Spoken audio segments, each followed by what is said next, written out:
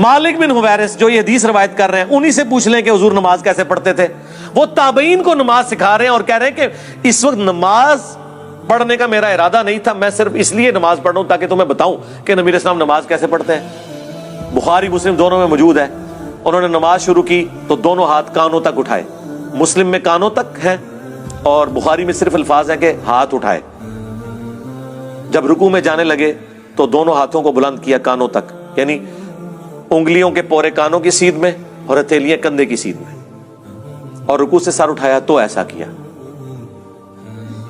اور بخاری میں یہاں تک ہے کہ مالک بن حویرث ہر طاق رکعت میں جب تک بیٹھ نہ جائیں دوسری رکعت کے لیے کھڑے نہیں ہوتے تھے, یعنی پہلی اور تیسری رکعت میں بیٹھ کے اٹھتے تھے, یعنی جلسہ استراحت. نبی اسلام سے انہوں نے دیکھا.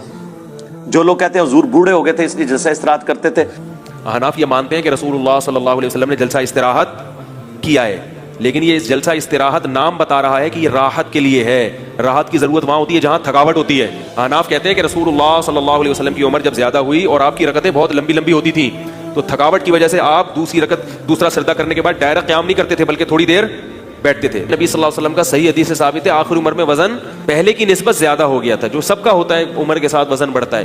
تو حضور نے مالک بن حویرث کو کیوں نہیں کہا کہ میں بوڑھا ہو گیا ہوں, تم نے ڈائریکٹ کھڑے ہونا ہے پنجوں کے بل. اور وہ پھر ضعیف روایت ترمذی سے لے کے آتے ہیں, امام ترمذی نے خود لکھا یہ روایت صحیح نہیں ہے. دیکھو اندازہ کرو, ہماری روایت بخاری مسلم میں, اور اس سے بڑھ کر بخاری میں 6251 نمبر حدیث ہے. ایک صحابی نے جب تیزی سے نماز پڑھی تھی, حضور نے کہا السلام علیکم کا جواب دیا, وعلیکم السلام کا, دوبارہ نماز پڑھ تو انہوں نے نماز پڑھی 3 دفعہ ایسے ہوا. چوتھی بار اس نے کہا حضور سکھا دیں. آپ نے فرمایا تھا سکون سے وضو کرو, قبلہ رخ کھڑے ہو, قرآن پڑھو, رکوع میں جاؤ. پھر آپ جب سجدے میں پہنچے آپ نے فرمایا سجدہ کرو, پھر 2 سجدوں کے درمیان بیٹھو, پھر دوسرا سجدہ کرو, پھر بیٹھو, اور پھر اگلی رکعت کے لیے کھڑے ہو. یہاں تو حضور نے حکم دیا جلسہ استراحت کا, حنفیوں نے چھوڑ دیا.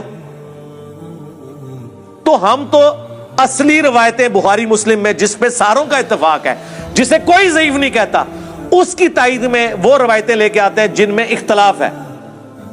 آپ تو سٹارٹ ہی وہیں سے کرتے ہیں کہ جس میں اکثریت ضعیف.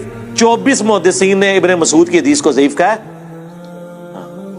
24 ڈبل 12 سوری, وہ یہ نہ ہو آپ کہیں وابی کے بھی 24 بنتے ہیں اور گد کے بھی 24 بنتے ہیں, حروف ابجد. ڈبل 12 جن میں احمد بن حنبل جیسے بڑے امام, عبداللہ بن مبارک جو احمد بن حنبل سے بھی بڑے امام ہیں, امام حنیفہ کے اپنے شاگرد, ان کا قول 256 نمبر حدیث کے کانٹیکسٹ میں امام ترمذی نے نقل کیا کہ عبداللہ بن مبارک کیٹاگوریکلی کہتے تھے کہ رفع الیدین کرنے والے کی حدیث ثابت ہے اور نہ کرنے والے کی حدیث ثابت نہیں.